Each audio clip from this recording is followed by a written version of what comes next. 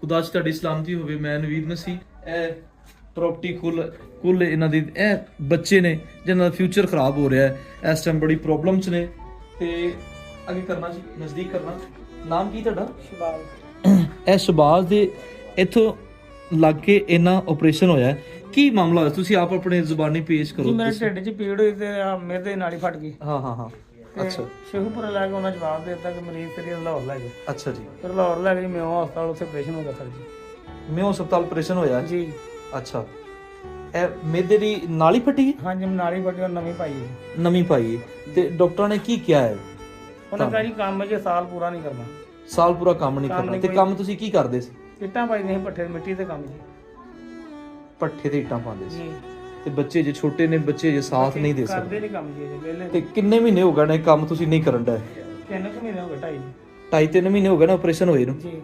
ਤੇ ਹੁਣ ਘਰ ਦੇ ਕੀ ਮਾਮਲਾਤ ਨੇ? ਮੈਂ ਦੇਖ ਰਿਹਾ ਮੈਨੂੰ ਤੇ ਲੂਣ ਮਿਰਚ ਵੀ ਨਹੀਂ ਨਜ਼ਰ ਆ ਰਹੀ ਇੱਥੇ।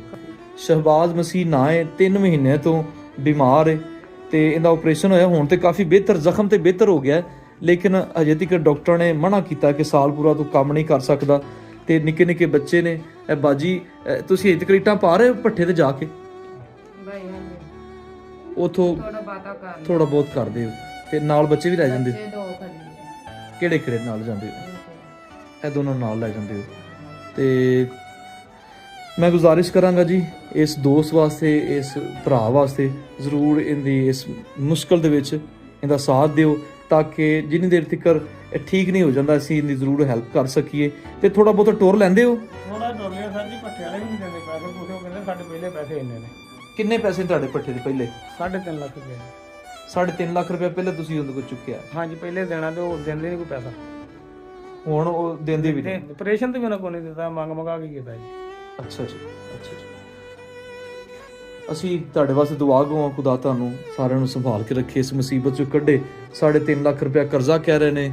ਉਹਦੇ ਬਾਅਦ ਬੱਚਿਆਂ ਦਾ ਸਕੂਲ ਦਾ ਕੋਈ ਸਿਲਸਿਲਾ ਨਹੀਂ ਨਜ਼ਰ ਆ ਰਿਹਾ। ਤੇ ਇਹ ਬੰਦੇ ਰੱਬ ਦੇ ਨੂੰ, ਉਹ ਡਾਕਟਰ ਨੇ ਕਿਹਾ ਕਿ ਸਾਲ ਪੂਰਾ ਤੂੰ ਹਜੇ ਕੁਝ ਵੀ ਨਹੀਂ ਕਰ ਸਕਦਾ, ਕਿਉਂਕਿ ਇੱਕ ਮਹੀਨੇ ਦਾ ਤਕਰੀਬਨ ਕਿੰਨਾ ਤੁਹਾਡਾ ਖਰਚਾ ਹੁੰਦਾ ਹੈ? ਅਸੀਂ ਹਫਤੇ ਬਾਅਦ ਖਰਚਾ 10,000 ਰੁਪਏ ਲੈਂਦੇ ਹਾਂ ਜੀ। ਅੱਛਾ ਜੀ। ਉਹ ਹੁਣ 1000 ਵੀ ਨਹੀਂ ਆ ਰਿਹਾ।